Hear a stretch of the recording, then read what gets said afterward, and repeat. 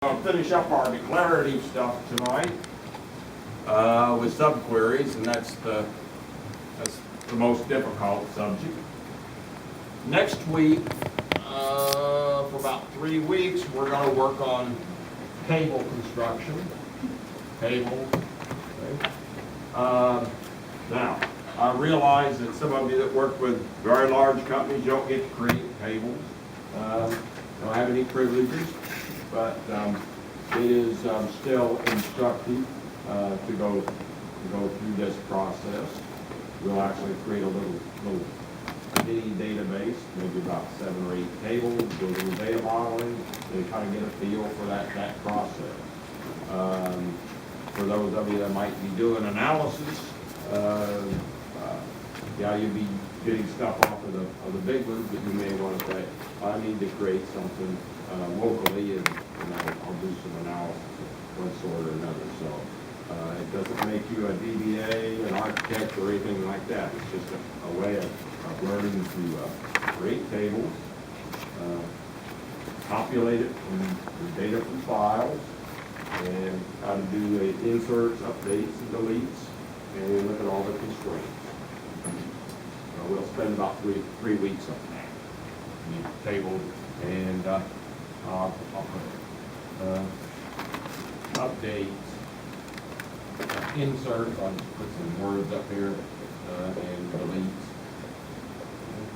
and some data modeling. And this stuff is spread out in his book.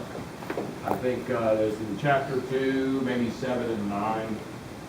So you want to peruse all of that.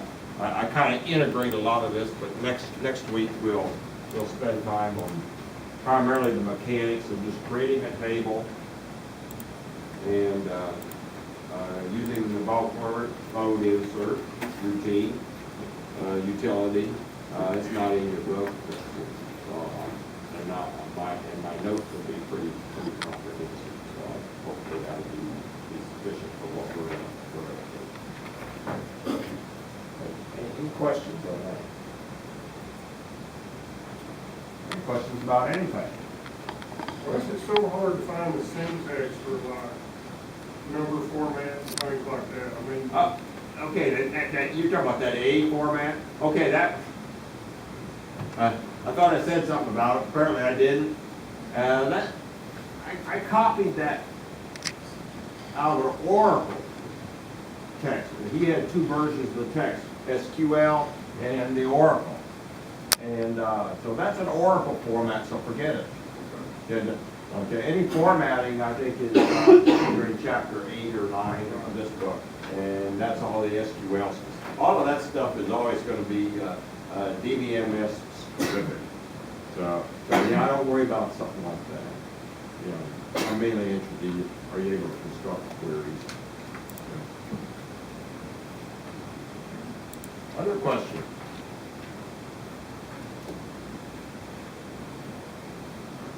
Okay. I'm going to talk about subqueries, and how I'm going to do the class tonight. I'm going to do a lot of the conceptual stuff up front, and then we do the little hands-on and then the assignment, rather than integrating like I did before.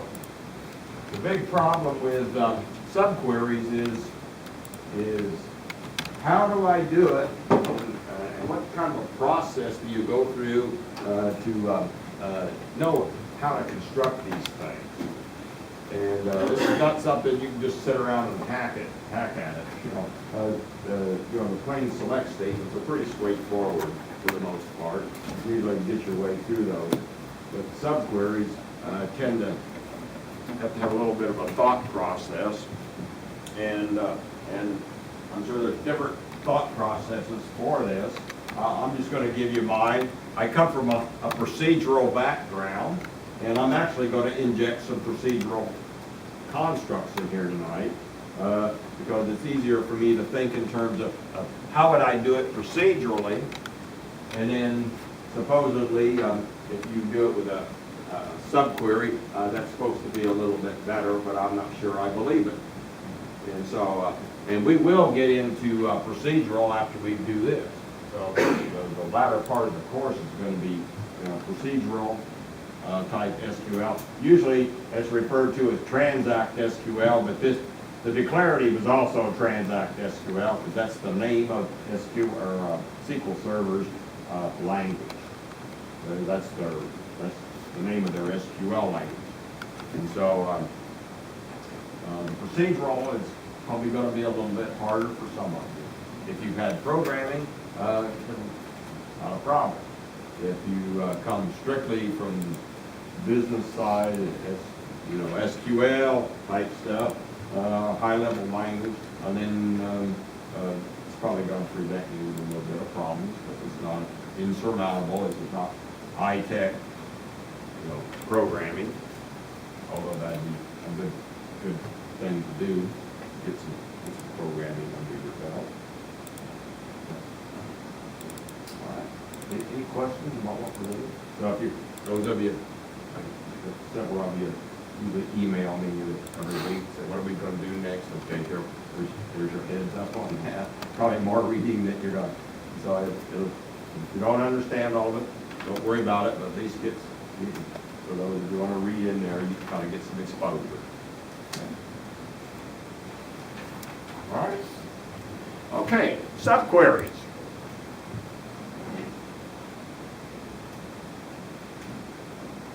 All right, so I'll like present you with a problem here. If we said, show me a list of the invoices that have invoice totals greater than the average of all the invoice totals. You say, well, wait a minute. I've got this one table of invoices, and I could do the first part, show me the list of all the invoices with invoice totals. Yeah, I could do that part, but I needed to have this piece of information in order to complete that. And so one approach for this is a procedural approach. And this would be my first thought. And a procedural approach would say, well, first I'll just find the average of all the invoices. Well, I could do that and then write it down on a piece of paper, but I have a nice construct in SQL. This is our first procedural construct, creating a variable in memory. Basically, it's going to be a place that holds a value or a result of a little query. And we have to use the declare keyword, and we have to give it a name. And in SQL Server, all of our variables that we create start with this @ sign. And also I have to tell it what kind of data it's going to hold. And this is, in SQL Server, it's called money, usually currency, and other DBMS systems.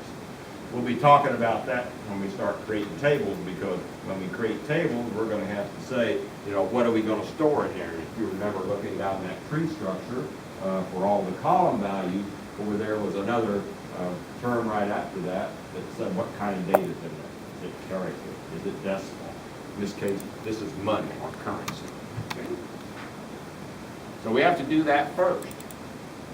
Now I can do something that looks just like a select statement, except rather than display that average to the output result screen, I'm going to go ahead and take this average of the invoice totals from invoices, and I'm going to assign it to this variable, or this memory location that's got that name at invoice average. Okay. Instead of displaying this on the result screen, I'm going to go ahead and just stick it in there. And then I've got it for my script. Right after that, do a little query, just like I would have normally do it if I had that number. So the @ sign indicates it's a variable? Indicates it's a variable. And then I would use this variable to now generate my list. Okay? And this is what you would have normally done. You would have had a number there. Somebody said, well, you know, the averages are, you know, such and such. Except now I'm going to read it from that memory location. So now I just, you know, the invoice number, total from invoices, and then where the invoice total is greater than the average of all the invoices. So it's got a 3-step process. I just put those one right after another, right in my script, hit the red button up there, and away she goes.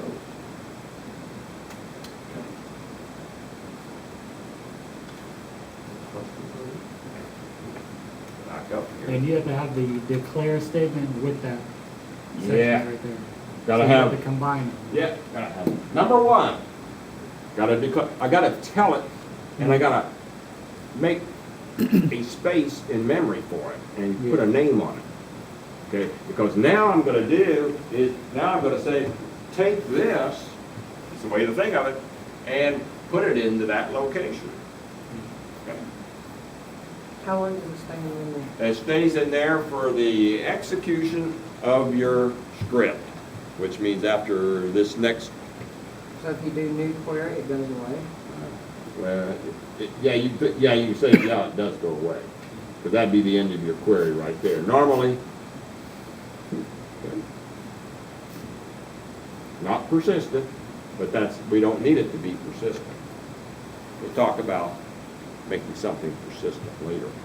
But right now, all I just needed a placeholder, you know, an intermediate step. That's all it is. Just out of curiosity, does this have the possibility of introducing a memory leak? No, we're not. This is nothing like the programming stuff that we do in the other languages. It's all managed by the compiler. So when you're done, it's overwritten by the next query.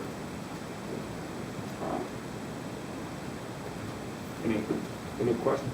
So this would be 3 statements. You'd have this first statement, you'd have that one, okay? And then you'd have this one. Straightforward. That's what we refer to as procedural. It's going to be this, and this. Okay?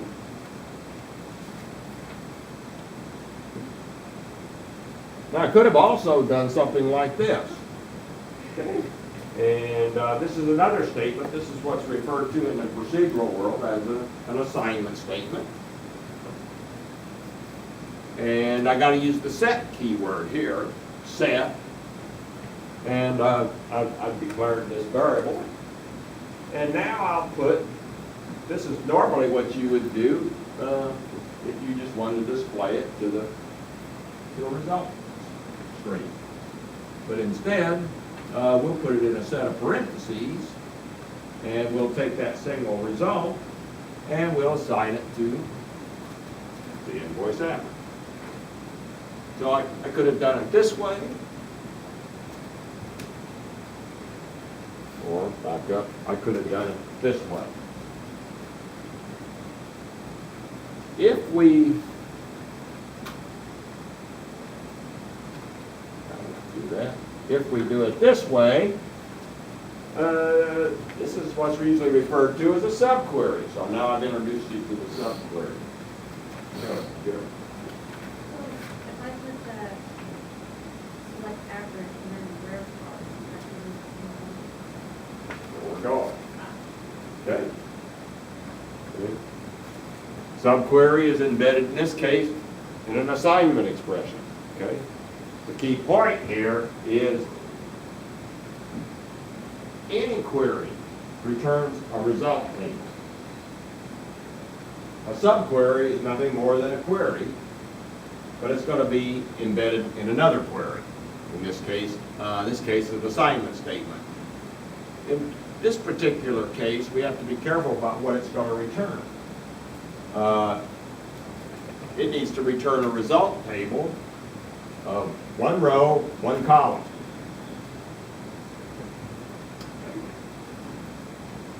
So our definition of a subquery now is a select statement, just like you've been doing, It gives you some kind of a result, and it's going to be coded within another SQL clause. Depending on the SQL clause that you code it into is the kind of outcomes that you'll get. And we can do it in all four of the ones that we've been working with, plus the one I just discussed, which is the assignment. That's a procedural construct. We can use it in a where clause, okay, as a search condition. And that's what we could have done on the previous one. I'm going to use another example here. You can also do it in the having clause as a search condition. Usually when we do that, it needs to return a single value, or it needs to return a list of single values. We can have it either way. The other is, we can have it in the from clause. This one's my favorite, because that's going to be a table. So now I can return a result set. Not only that, I can name that table and use it on the fly. And then finally, there's the select clause. I can use it as a column specification.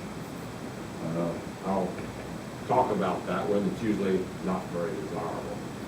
This one's the one here that gives you the most power, and we're going to see several examples of that. So would it be easier to do a join or subtract? It depends. Depends on what's appropriate. I'm going to show you where you probably want to do a join instead of a subquery. It's only a special case. Quite often, the subquery is going to be what you want.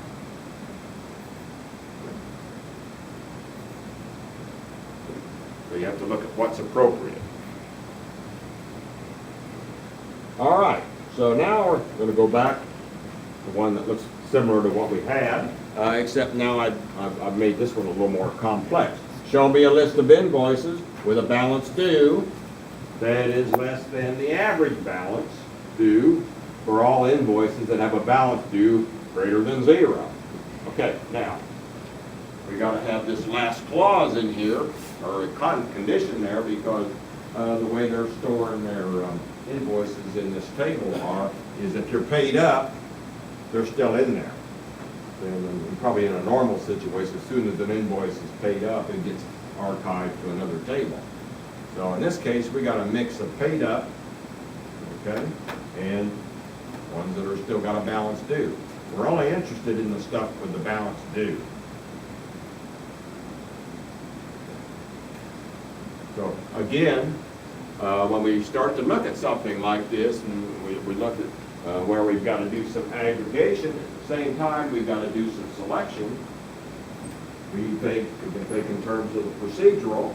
Okay, I can do that, go off and get that average, okay, the average balance due for all of it, or I can use the subquery approach. So any place I could have put that, if I did do that with a variable, any place I could have put that variable, I could just simply have put that query.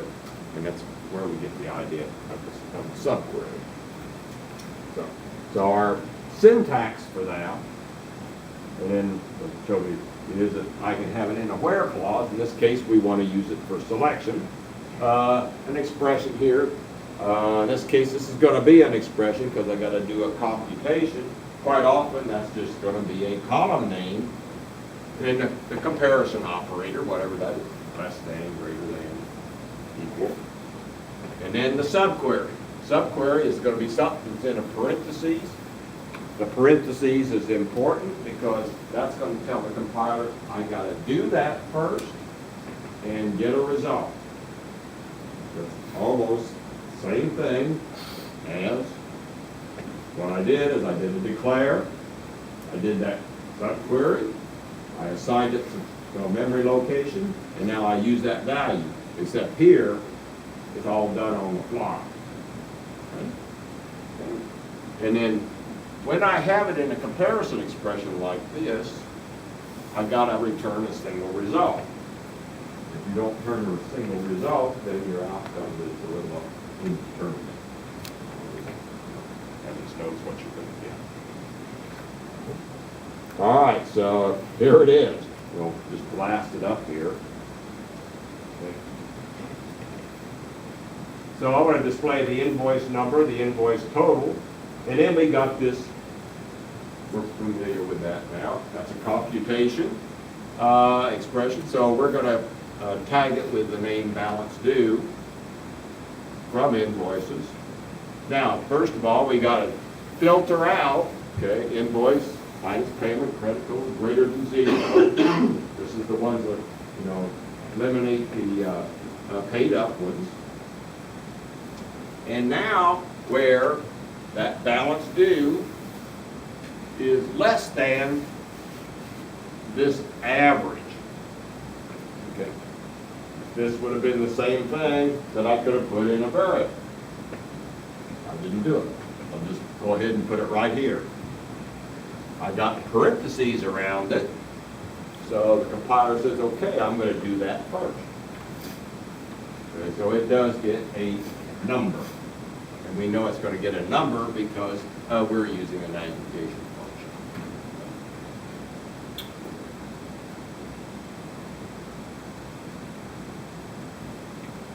That's clear process. So it goes through the whole table and calculates the average for every single record. Everything in these declarative statements is what's referred to as table scan. It's set operation. We're talking about set. That's a nice mathematical term. Says I'm going to do it to everything. The procedural is I can go pick and choose.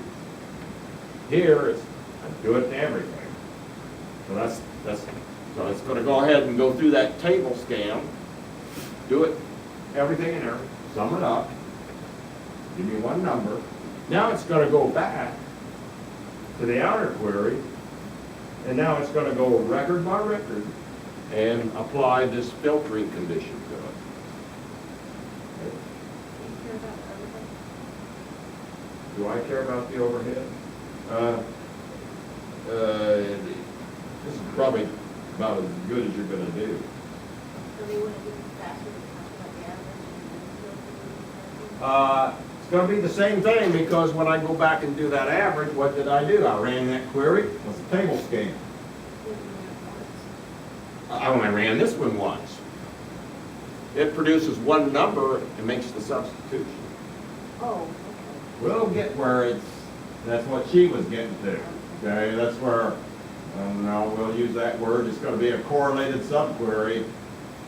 Bad news. And we'll see why. And then we say, there's got to be another way of doing it. And there usually is. So that's why, when it's appropriate. This is appropriate. Okay, do it this way. And I could have, use the variable. I would have been, the only extra overhead would be to create that little variable. That's nothing. Nothing. It's the table scans that kill you. And here I got to do the table. Okay, I'm doing it.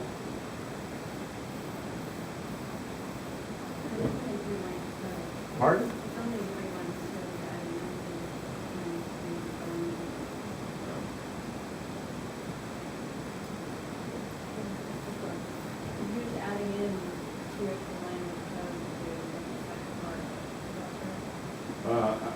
Not to ask you a question again, I'm here. So you're just calculating the total, and then you're only adding in the 2 extra lines to get the average, is that correct? I'm adding in, I'm still not understanding you. She's saying the assigning variable for these 3 Oh, lines. is that what you're? Yeah. Okay, no, either one is okay. Yeah, no, that's almost easy. It's a matter of the way you have your mind think. Okay. My mind think would be to, do it in the procedure. because you're using the same amount, and then, doing that variable.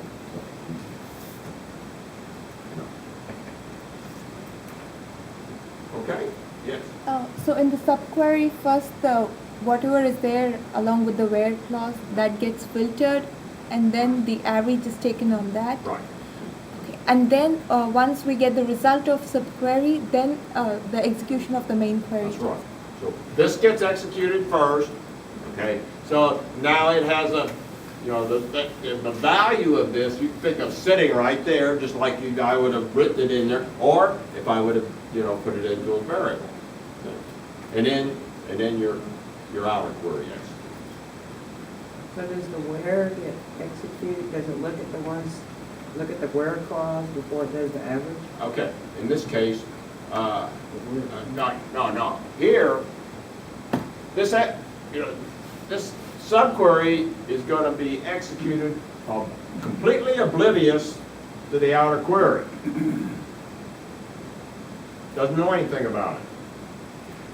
I have everything in here. So is this where clause good? Yeah, I'm going to have to do this because this is the only one I want to do the averages on. I don't want to do the averages on the stuff that's paid up. Okay. Only interested in doing the averages on the stuff that's still outstanding. So, yeah, the where clause is going to be here. Now, that where clause up here applies to the outer query. It says I don't want to include those that are already paid up. Okay. I only want to include those that still have an outstanding balance due, and I'm further qualifying those amongst that set less than the average of all of them. They're still outstanding. Does it know it because of like mathematical hierarchy, like the parentheses are done first? That's exactly what it is, and in all programming languages, anything that's got the parentheses does. And here, I would have to have the parentheses here, because you're going to get a compiler, because it already is smart enough to know that you should have had a set of parentheses around. But, and so that's why I kind of highlight it in red. This is going to get done first. Okay? And that's why I went back. You go back and think that procedural construct that I had at the beginning, this works just like that. It actually does have a memory for that variable, it just doesn't have a name that you can access. Okay, so I had explicitly now, from that earlier, I put a name on it, and it's the same thing. Exactly. And that's exactly what they're doing. All right. So you think of that subquery, how is it working? Just like that first set of 3 statements I had. Works the same way. Except they don't need a name for this, because they know what it is. Okay. All right. Well, let's up the ante a little bit. We're going to revisit a problem. Show me a list of vendors who currently do not have any invoices. Okay, well, we've been through this one before, and the first time was pretty ugly. We had to do an outer query. That just didn't seem natural.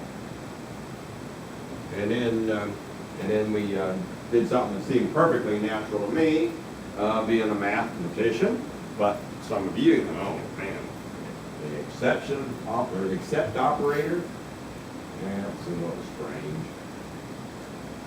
All right, now, we're going to do the subquery here.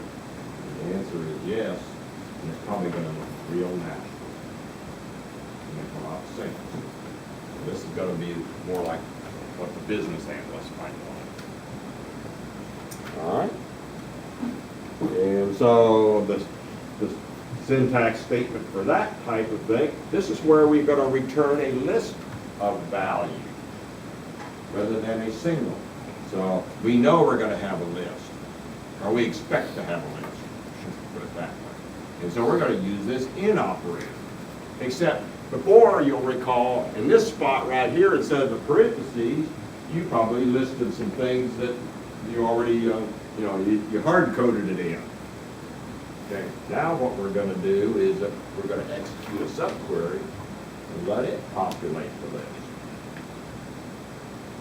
So what we'd like to do is, what we want is a list of those who don't have invoices, but we have no way of getting that. But what we do know is that we can get a list of the vendor IDs of those who do have an invoice. And then I can go down through my table, vendor by vendor, and say, are you in that list? And of course, we'll apply the not operator there and say, if you're not in that list, you don't have an invoice. Now that's a lot more natural. And that makes a lot more sense. Key thing here is you got to be sure that when you use that in operator, the subquery returns a single column of value. Don't return a table set. We'll get the table set. All right, so wow, boy, that's nice. Okay, so now you want to use a subquery here. This is where a subquery has the most power. And we do have to use the distinct here because vendor may have more than one ID, more than one invoice. It wouldn't care, there's just no sense in populating your list with a lot of extra duplicates. Doesn't make any difference. It'll find it. The answer will come out the same. Okay?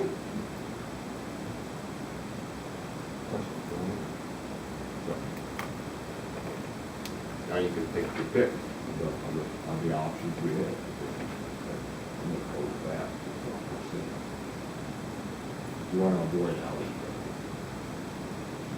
Probably not too many of that. Okay?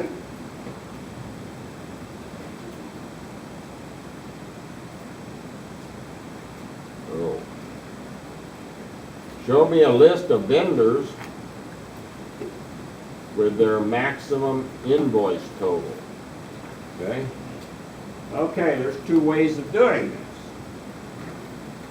And this is where I want to talk about this notion of, I think this is the one that's going to give me the correlated subquery. Yes. And in this case,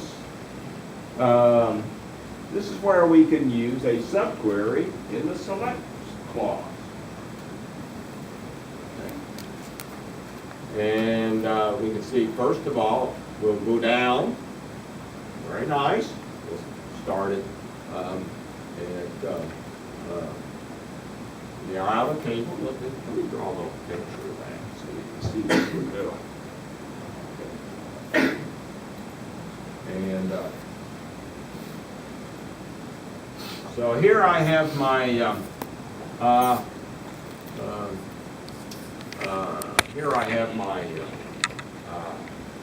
vendors table. I got my vendors table. Okay. And there's our vendors table. And here I got my vendor ID. I'll just put VID. Okay. And over here, I got my invoices table.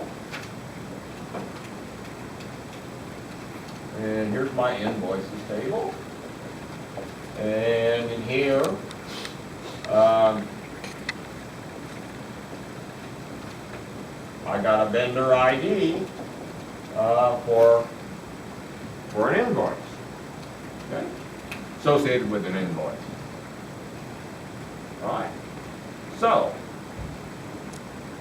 and what we wanted to do is we'd like to have an outcome here that says for each vendor that has an invoice, show me your maximum. We call it vendor ID maximum. Great, we can do that. So I get in. I'll execute the subquery. We find the max. Okay, and then our outcome down here. Okay, and then we'll have our vendor ID and his max total. Got it. Okay. Go to the next one. Run the subquery on the table again. With this new vendor ID, find all of his, and then pick out the maximum, and do that. Okay. Are you following that? So we had how many invoices in there? 140 something?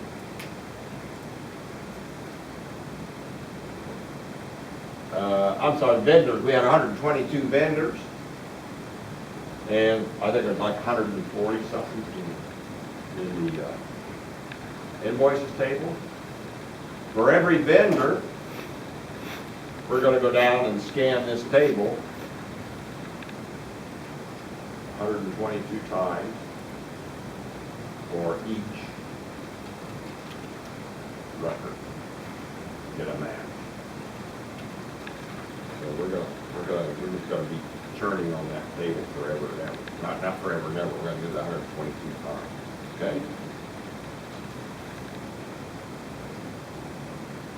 Usually not a good choice. You kind of get a feel in your stomach that that doesn't look good. This is what's known as a correlated subquery, and here's the clue for a correlated subquery. Where is it? Okay, here we go. Here's is that there's a vendor ID. Okay, in the subquery, there's a reference to the table in the outer query, and that's what we had to do here. Okay, so we said for each one in here, okay, I had to go look for that a match on that, and I got to scan the entire table to do that. So that's a clue, right? So you see, here's the vendor ID for the invoices.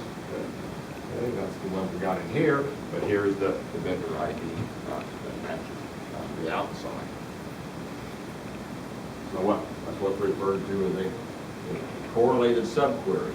When we have a correlated subquery, we can almost invariably restructure that into a table join, and we should get substantially improved performance. So this is not a good choice for a subquery, even though it looked kind of elegant, looked good on the surface, but it really isn't. And we could have done this. We'd have done the group box. Okay. So it goes through now, does the table scan, sorts everything, okay, by vendor ID, okay, sort. We've been doing sort reviews for 45 years, are highly efficient. And so we'll go ahead and do the sort, and then we'll break those out, find the maximum in each group. A lot better performance. So, the bottom line is that if you construct a subquery, start looking at this, look for something like this, and usually it's going to be when you have it in a select clause. So generally there's not going to be a good candidate for a subquery in a select clause. The where clause, yes. For returning a single value, yes. For returning a list, yes. That's a good choice. Okay? This is not a good choice. All right. Any questions on that?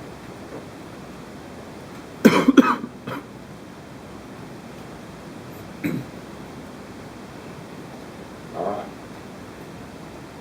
Okay. Now, before we start banging away, yes, start kind of looking to see, kind of go back to a procedural mind think a little bit, say, well, I got a lot of board space here. I'm gonna look at this. Show me a list of the top 5 vendors by average invoice total with their maximum invoice total. Okay. So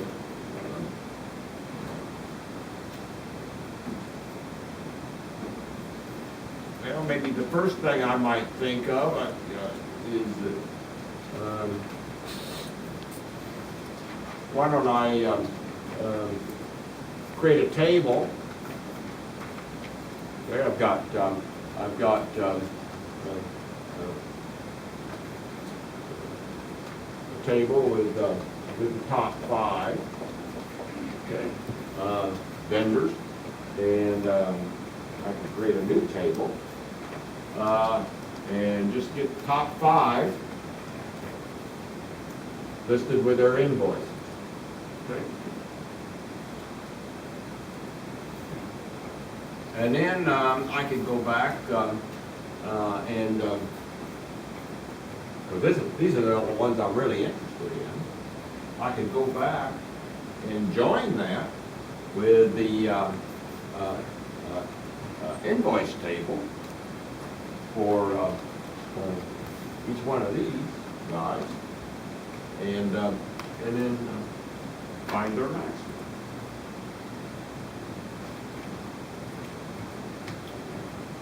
All right, let's just. Programmers don't like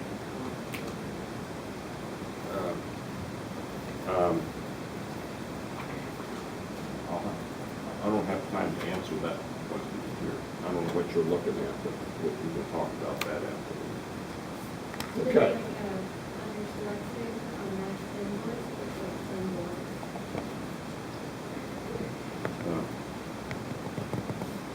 I got a question. Okay.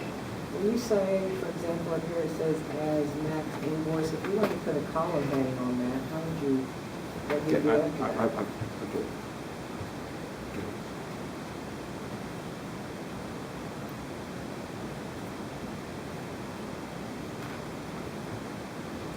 Say you wanted to put a 2-word column heading. A 2-word column heading. Yeah. You want to call it maximum brackets? space invoice. Put brackets around it. But then you could refer to it as maximum. No. How would you refer to it? No, then? no. Remember, when you put a label, okay, when you put a label on here, that applies to the result set. So the only time that you can use that is after the result set has been established, and it can be used in the order by because the order by applies to the result set. Everything else applies to the table.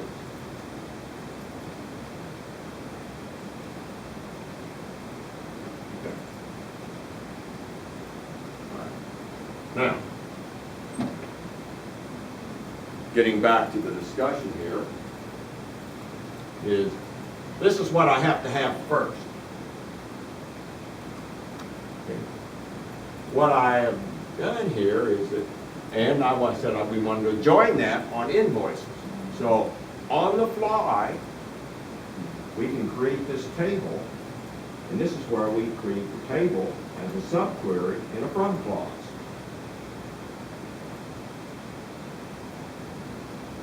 We'll look at another alternative for creating a table without putting it in there right away. Very similar to what we did with the variable. So, select the top 5, get the average. Okay, we've done that before. And I got to name this thing, okay, because I'm going to use it in the outer subquery. And I'm going to refer to it right here. This is not part of the subquery. This is the subquery. You see the parentheses in the red. But top vendor was the name that I just got through creating to name that temporarily, and it's sitting in memory. Now I'm going to do the join, because I'm only interested in these top 5 vendors. And then for each top 5 vendor, we'll take that, do a join, do a sort, group them, and then find the max in each group, and then display.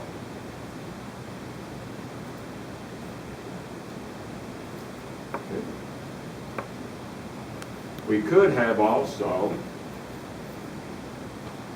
created this table outside, gave it that name. We're comfortable with that. Okay. And then you go take that and put it in here. And then say, those are the only vendors that I'm interested in. So I'll join those. Group them, find the max. So this is the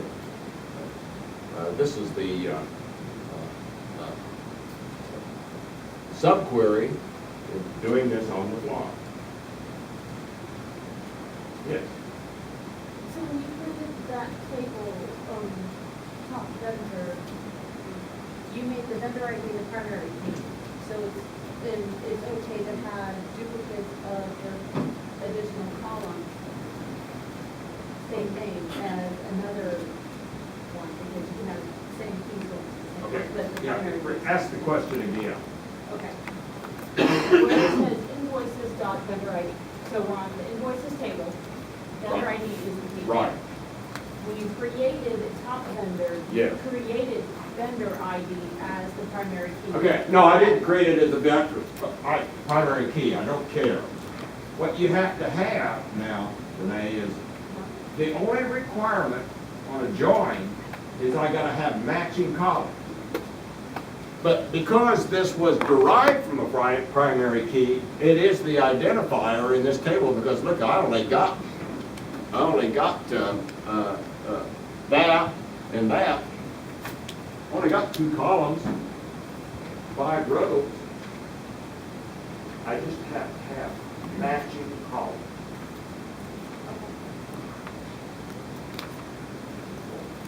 That's all it's required, to do a join, just on matching columns. What we do is that we put primary keys on it to ensure that in order to find real records, that you only have a unique set of like things in a column.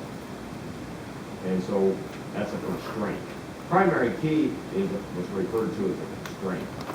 In other words, I got one identifier in each one of my,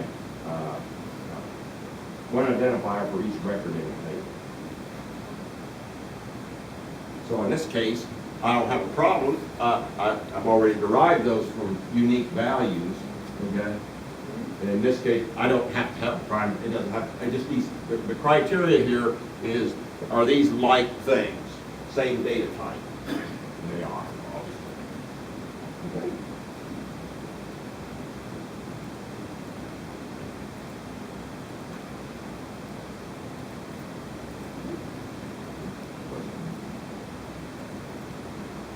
So this is this is a good candidate for subquery. So now I've created a table on the fly, and the other option would have been, I'd had to create that table, store it, and to do that. And then now use that table that I just stored and join it to the vendors or the invoices, and then do the same thing. But I could have stored that, separately as top vendor. That's all we've done. We've replaced, a name there with a subquery, and then of course we had to name it because now we have to refer to it.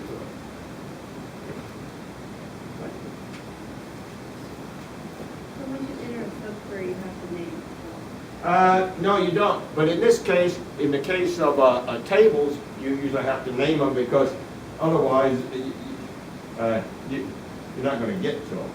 So in the case, it's like the alias. So we could have assigned that subquery to top vendor, could we have done it that way as well, Uh, or not? No, I couldn't do that, that's not the, that assignment statement is for a single value. I have another construct in here that'll allow you to create a table and name it from a result set.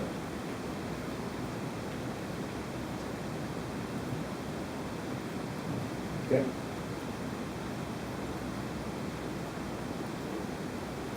Any questions on that? Pretty bit of struggling, and what everybody's asking about is that second, Invoice total. it needs to be invoice total instead Yeah. of just maxing. And then the three will run on I've got max invoice up it. here? Yeah, it Yeah, needs to be invoice that's- total. Okay. That's what everybody's asking. Oh, okay.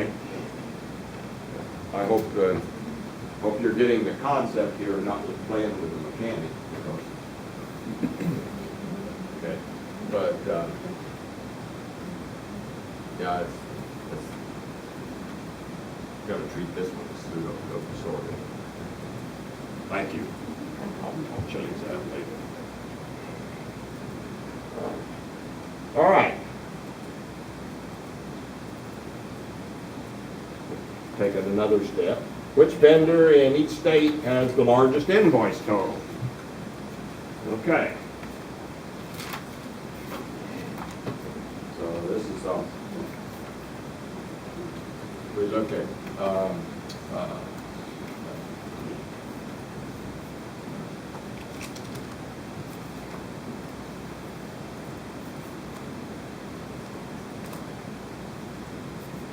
Trying to decide, should I continue on? Because it looks like everybody can do this on their own. Uh-huh. Yes, please continue. I'm beginning to wonder, I mean, I don't see, well, 3 or 4 of you are paying attention, the rest of you are not, so. All right. Okay. Here's the old-fashioned way. Nothing wrong with it. Okay. I call it the old-fashioned, not particularly old-fashioned, but it's procedural. The only way I'm going to get my mind wrapped around this one is I need to create a summary table, okay, that has the sum of the invoices. I've got to find in the state which vendor and what was his maximum. So I've got 3 things. First step is I'd like to have the vendor name and just give me the sum of the invoices for each one. And so in this case, I've got a subquery in here that actually has something called the sum of the invoices. I'm sorry, it's not a sub. I've got the subquery. Yeah. Okay. Yeah, it is. I'm querying this. I got to do this anytime you have a subquery. In a from clause, I've got to name it, even though I'm not going to use it, because you get the compiler doesn't like that. But what I'm going to do is this is something that DBAs don't like, and the reason is that if you're on a shared server, this goes into the temporary database, temp. For your desktop, it's going to go into your AP. So that's just by the way. In case some of you, I don't know, sometimes depends on where you work. Sometimes they let you make temporary tables. It's basically a temporary table on the temp. Other times they don't let you do that. But that's where it'll go. On your desktop version, which is a single user, it'll go into your AP. So if you do this, you'll see it show up in your AP. So here we're gonna create a table. Okay. And the only thing we're gonna have in there is vendor state, vendor name, and then I'm gonna have, and it's gonna be associated with the vendor. So I need to know the sum of all of his invoices. Because I'm gonna be looking for that maximum, so, the largest. All right. And this is just gonna generate a table.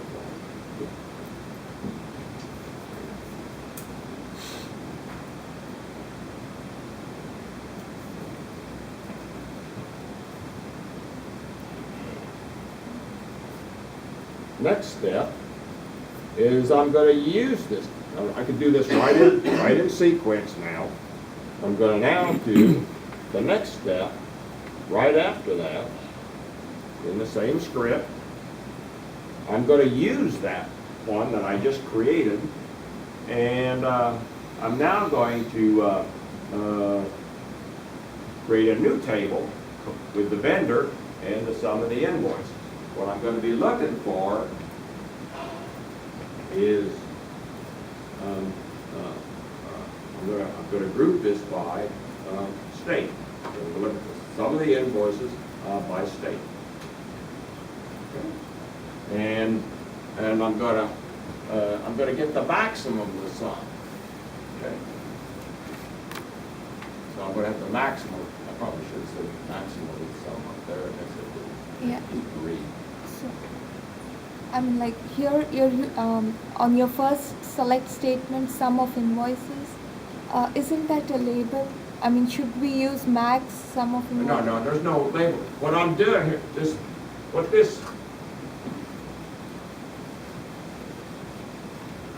I've kind of jumped ahead on this, is I have a general statement called select, okay? And I can have a column, set of column names that I create, okay? And so it, okay, so I have a column list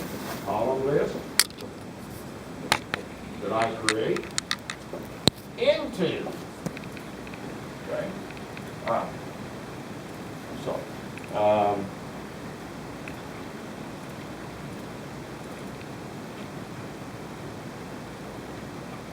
right, that's into, and then I'm going to say from, okay. I'm going to create a new table, and I'm going to call that top state, or topic state. This is what I'm going to populate it with. This is the query I'm going to populate with. So I'm going to take the current table, summary. I'm going to take the vendor state. I'm going to find the maximum. Okay.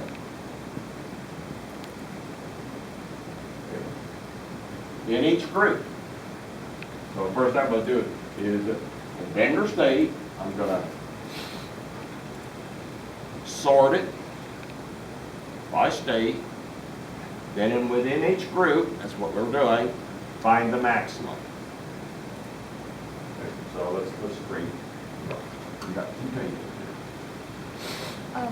So if we use the keyword into, I mean, like, does it mean that we are creating a new table called Exactly what it is. That's what it is. Okay. So we had our, let me back up so I got the picture. Back up. Okay. Yeah. So what we have here is the summary. Draw it. Summary table. Summary. Okay.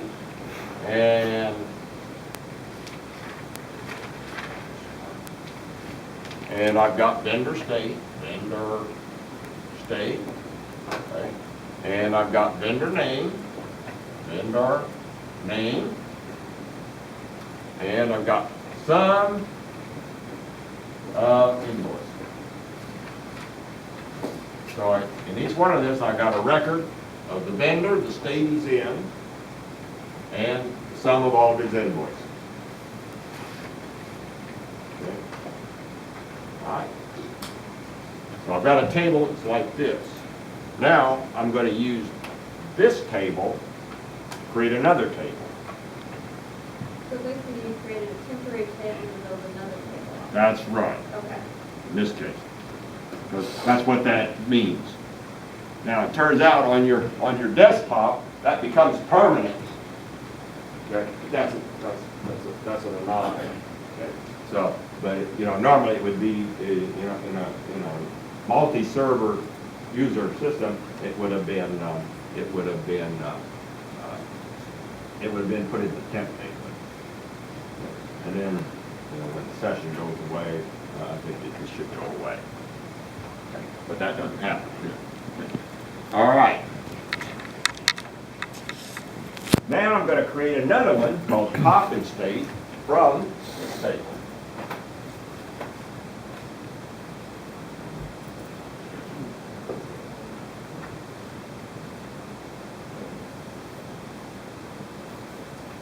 Okay, pop in state.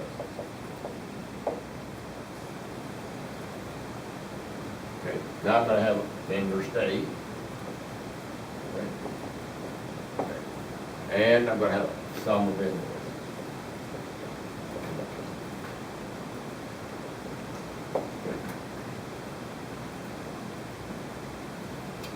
Okay.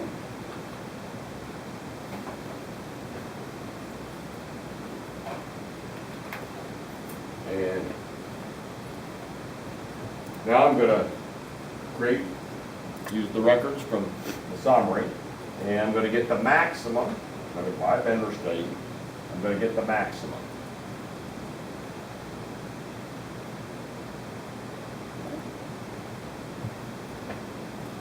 So in here, I've got, and it would have been better if I had said maximum here, but I didn't do that. Not a good choice.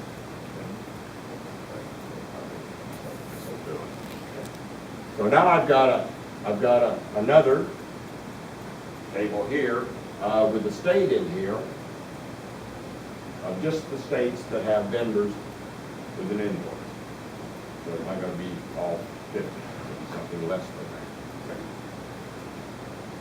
All right. So what are we looking for now is that what we want to do is we want to find the vendor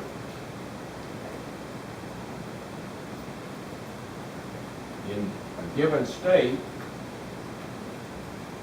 okay, that has a maximum invoice. And we want to do it by state.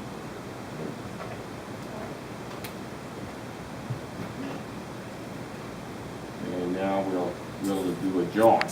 What we're going to join on, okay, we're going to select the vendor state, the vendor name, and the sum of the invoices. But we need to find a match on which of the sets are the max. So these have got the max in here. So I need to find a match out of this set here. So this might be a good example. This might be California. Let's say it's California. A whole bunch of California. California. And one California. There's only going to be one California with a max, whatever it is. Let's say it's 10,000. And then there's a California here, California here, California here, and there's California here, and there's a vendor named AA, BB, CC, BD.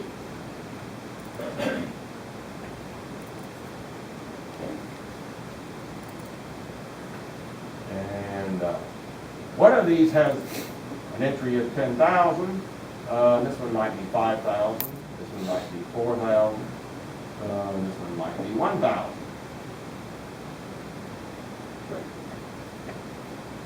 What's the alternative of doing this?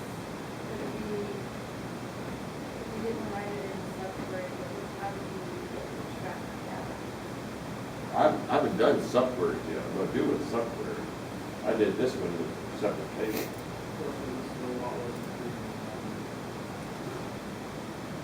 I'm going to show you the subquery, and you're not going to like it. Okay? And then I'm going to show you another approach, which I didn't have to do these separate tables, but I can do it all on the fly. That's a new feature. Okay? But what we were asking for is that when we did our summer query, this is all we could get. Okay? The sum of the invoices. But on the group by, all I can have is the one, because I had the group by the state, and I just need to find the maximum out of there. I've still got one piece missing. It's the vendor. So what I need to do is now look at this one and say, I got to go down through here to find a match on 10,000, a match on the California, and now I got the vendor.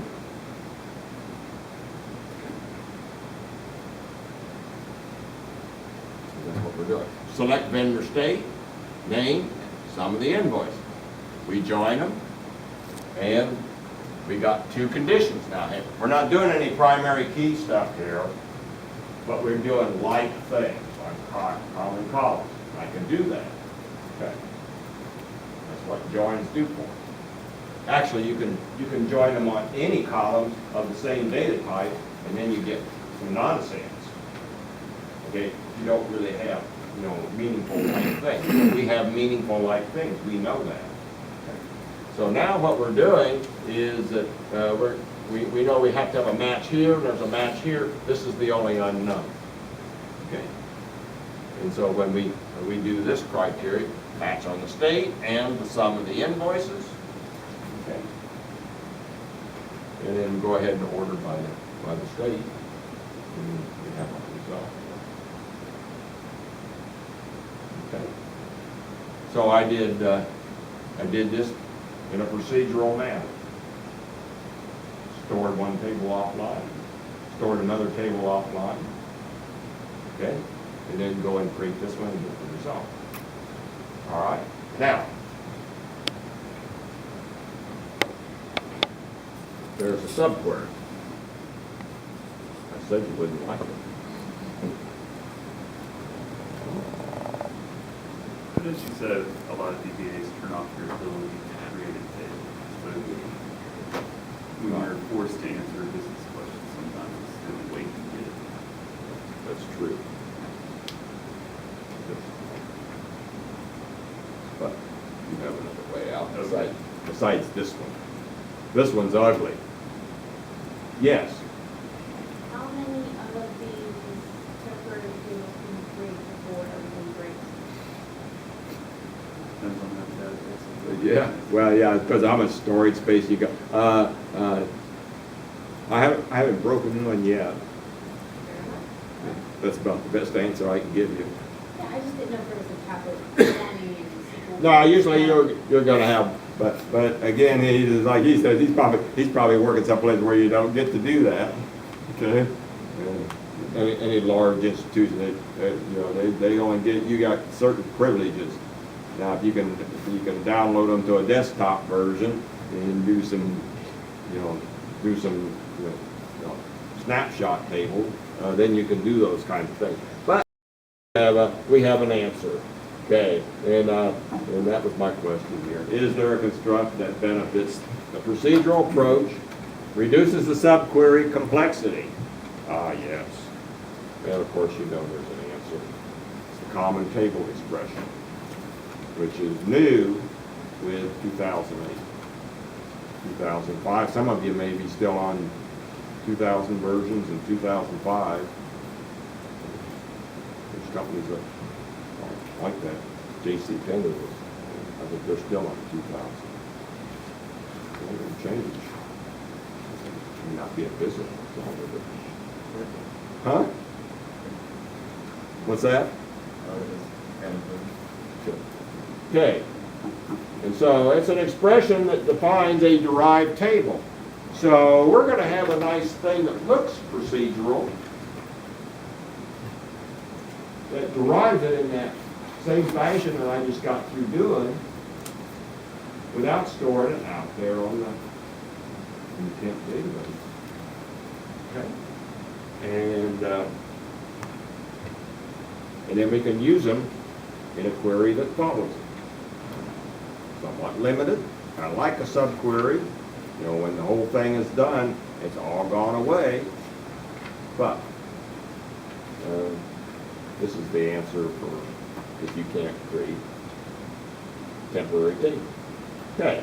The whole objective here is to simplify our subqueries. Okay. So the syntax here is the with keyword. And then I'm going to give this thing a name. Okay. And then I've got a query definition, which gives me the result table of my table. And then I'm going to use that table in a subsequent SQL statement. Just like what I did. I did the summary. Okay. And then I went top and state. I can have multiple versions. So here we code with the keyword followed by a select statement that defines the derived table. That's what we refer to it. And then after that, your SQL statement that uses it. That's a straightforward. Okay, so let's go back and revisit this one right here. Show me the list of top 5 vendors by average invoice code with their maximum invoice. Okay. Rather than save that offline or do it as a subquery, I'll do it as a derived table followed by using that table name. And so this was what we had before. Good. Okay. Subquery was in here. Now I'm going to redo this same expression, okay, with the common table query. And this looks just like this procedural approach I've been using. Okay, so with top vendors as, okay, there's my table that I do. Okay. That's first. And you can kind of think of this as a subquery if you like, but it's really not. It's not in any clause. It's part of this with statement. I'm just defining a derived table. And then I can use that in the one SQL statement after that. After that, everything that goes away. It doesn't persist. If you need persistence, then you got to use the select into. You want to do it a couple of times more. Okay. And then you can see here we got our top vendor. Okay. What it does is it makes it a lot cleaner. Now, in this case, this wasn't too bad. This was manageable for everybody.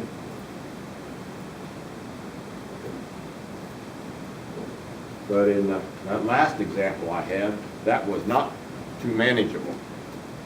Okay. But we can use the common table expression on that one. Okay. And I can do it with multiple tables. And that's the general syntax. And so let's revisit it.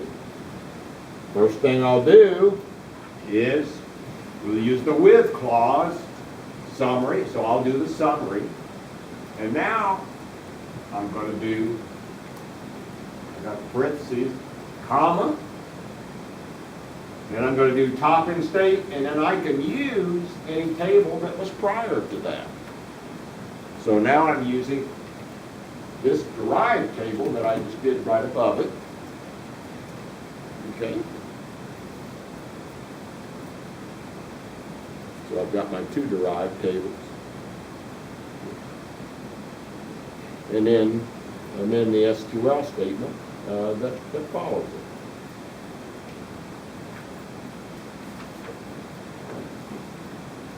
That looks just like the select into, except I didn't have to do that. I didn't have to do that. I didn't have to store it.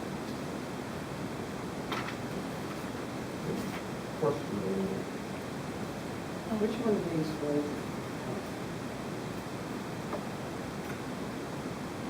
And it may be the only way.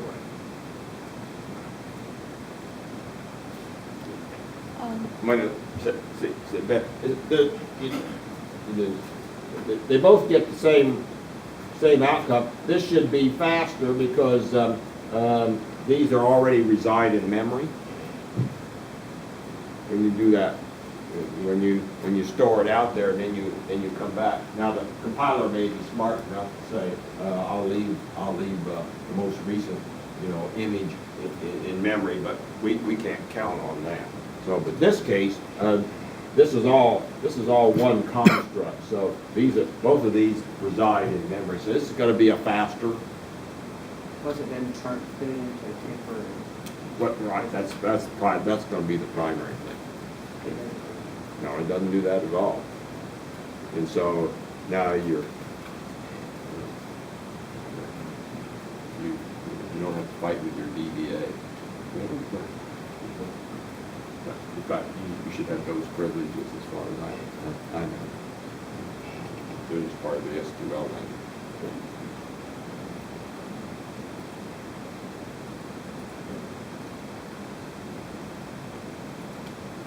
Any questions on that? So you create your tables, your temporary tables, and you said that only lasts as long as, so is this just for a temporary data source, or do you have to replace it on the fly?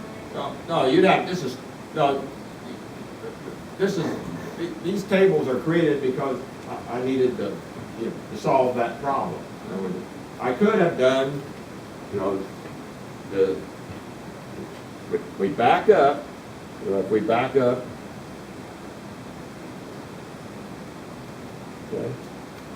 okay, this would have been your solution with subqueries, okay? It all goes away after the subquery. When I had this solution, okay, because these were put in temporary tables, those tables exist. And on your data, in your server, that'd be there tomorrow. Okay? But the normal thing would have been to do something like that. Now that's pretty hard to, take this problem statement like that and say, voila, here it is. Not too many people do that. Yeah, but if you put that out, that's job security. They're gonna keep you around to make sure you can keep interpreting that. Interpretation. Well, that's one way to look at it, I guess. But there's also maintaining that thing, unless you want to maintain it for the rest of your life. But probably going. This is probably a sentence. This is one you could read and maintain a lot easier.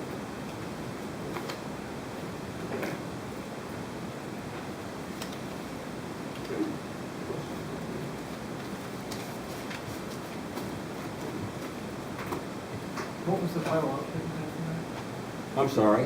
What was the final output you got from this? I'm just curious. Okay, you create your derived tables, okay, and then you do the join. I mean, when you actually ran it, what was the result? I didn't. What I would run when I get an output, and I don't have them. What I would get would be a list of the what I'm looking at here is that I'm looking for the state with the vendor that has the highest sum of the invoices. I was just curious what the actual result was. You want to see the numbers and stuff? Yeah. Why are different results? You haven't been. It's not quite different, it's not very good. I was just curious if it's the same. I don't know. I haven't.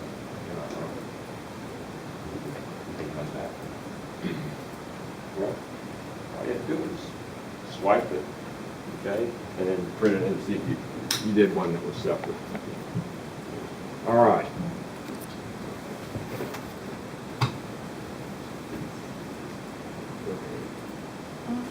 When we are, is it possible, just for our understanding purposes, Can we just run the different parts of, like, for example, with... Sure, you could have, in other words, if you have, you know, oh, let me see. Let me see if I got that. And when we comment out and just run part by part, like we can Right. later... Let me, I think I may have this in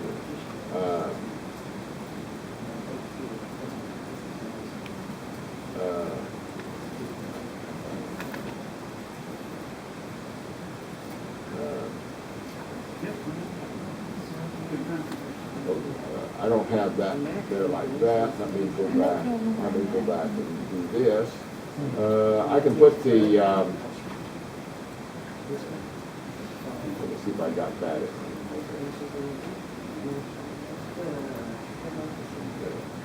I was looking to see if I don't think I had that in. But what you can do is that, you know, like on a subquery, you'd like to see the results of the Yeah. subquery before you do that. Yeah. You come in there and highlight that like that. Okay? And then you execute that. It'll just execute what was highlighted. So that's the result of the subquery.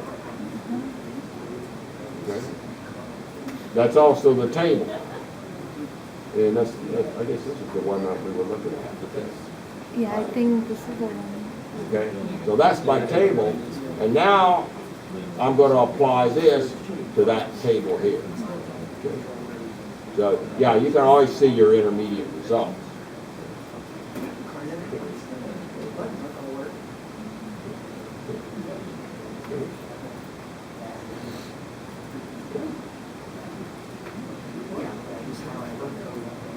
In fact, that's probably a good idea. Anytime you start having that's the nice thing about the common table approach is I can actually execute those tables separately and see what they look like. When I run that query into the, where it says CTE solution, Yeah. it comes up with maximum invoice and average invoice being the same.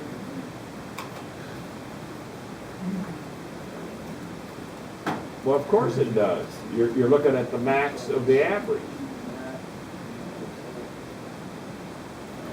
Okay, because you're looking at the max, you know, the maximum one. Okay. All right.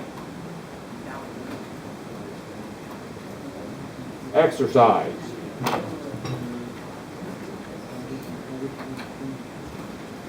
Yes.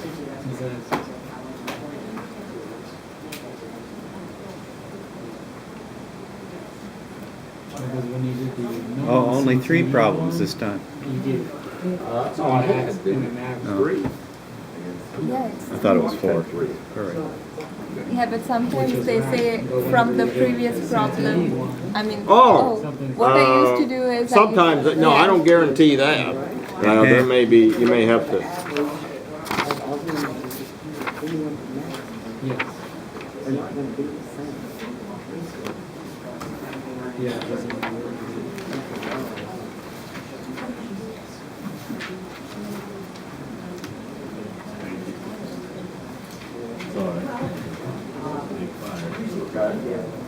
Things happen. There goes my Copy battery. this one. It's just right, about... Yeah, right time we just finished the lecture.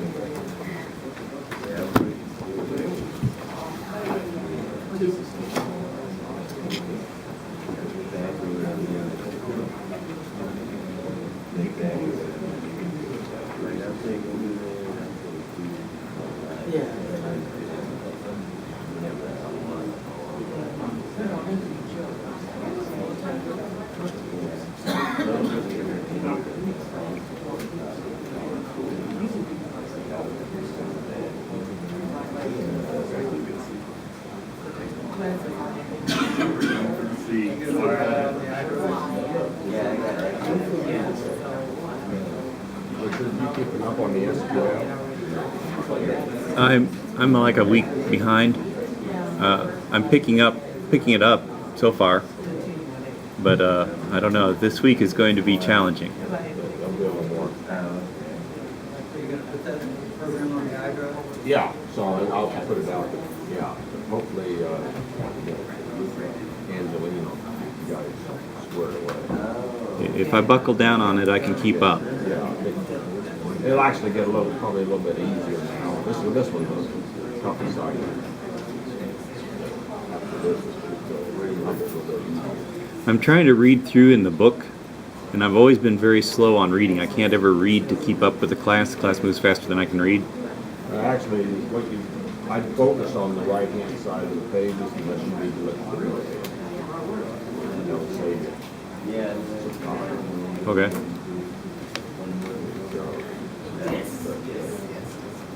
Over the next 3 weeks, there won't be much to read out of the book, because all that, most of that's my stuff. But it's kind of, the book is kind of skinny on it. Okay. I think even those slides which he puts it on iDrive, those are kind of short forms.